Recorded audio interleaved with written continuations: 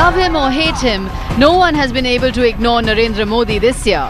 He's become the most followed politician on Twitter, has been at a range of public gatherings and has been the focus of deep controversy.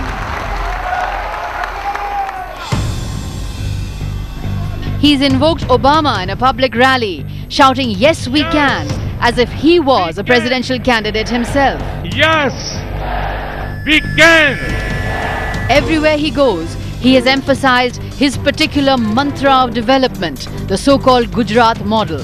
Land acquisition के संबंध में इस देश की सरकारों ने Gujarat model का अध्ययन करना चाहिए, गुजरात से सीखना चाहिए। Hindu Hriday Samrat, Maut ka Saudagar, great dictator, polarizing politician. He's been called many names, yet Narendra Modi's election victories continue to pile up.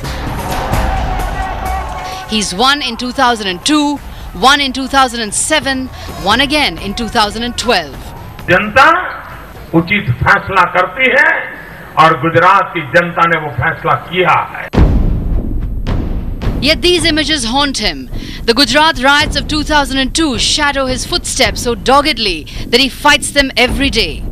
कहीं ना कहीं 2002 एक तरह से आपकी जो राजनीतिक करियर में अभी तक एक रुकावट है या नहीं? तो कभी स्थान आयु? अयो बरेमान चाहिए। गुजरात सरकार चलाने वाले झूठे बेईमानी, डर और मौत के सौदागर। However hard he's attacked by the opposition, he refuses to answer questions on the riots. Thousands of Sangh Parivar activists have been convicted in the Gujarat riot cases.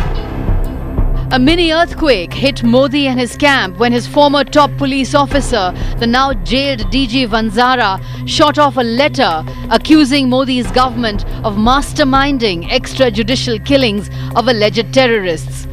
Modi has responded with characteristic silence. In fact, he never answers the charges against him. The ghost of Godhra still haunts you. Preferring to walk out of interviews rather than face questions. Almost as if he is in denial about everything that has to do with the Gujarat riots of 2002. We were trying repeatedly to urge Modi to at least introspect and say sorry.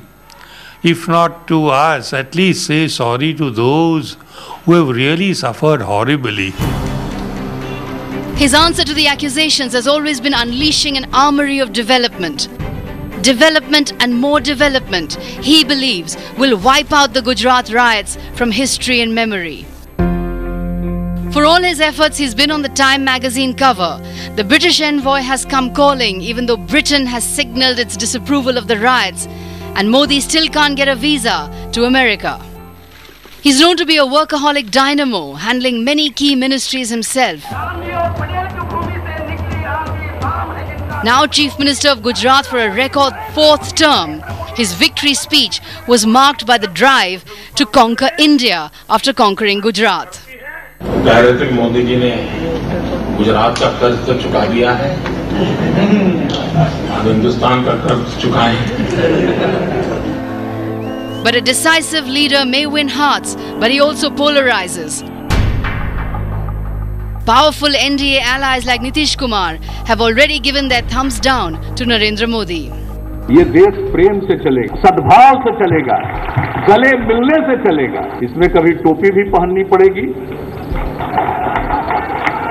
कभी टीका भी लगाना पड़ेगा। Even though Modi was once the chief organizer of LK Advani's Rath Yatra in 1990, today Advani, once Modi's mentor, has made it clear that the patriarch is Modi's biggest detractor. Gujarat तो पहले भी स्वस्थ था, उसको आपने उत्कृष्ट बना दिया है, इसके लिए आपका अभिनंदन। लेकिन मध्य प्रदेश और छत्तीसगढ़, बीमारू प्रदेश, उनको स्वस्थ बनाना, यह जो स्थिति लाई है, इसके लिए मैं शिवराज जी का बहुत बहुत अभिनंदन करता हूं। Modi is compared to Vajpayee, but there's another politician, Indira Gandhi, who he perhaps resembles more closely. Someone who subordinated her party to rise to being supreme leader. Someone who reached over the head of the party directly to the people. The RSS, which prizes the principle of collective leadership, has still not reconciled itself to a personality cult based on individualism. Today, Modi for leader may be the cry within the BJP. But sometimes, invincibility is a weakness.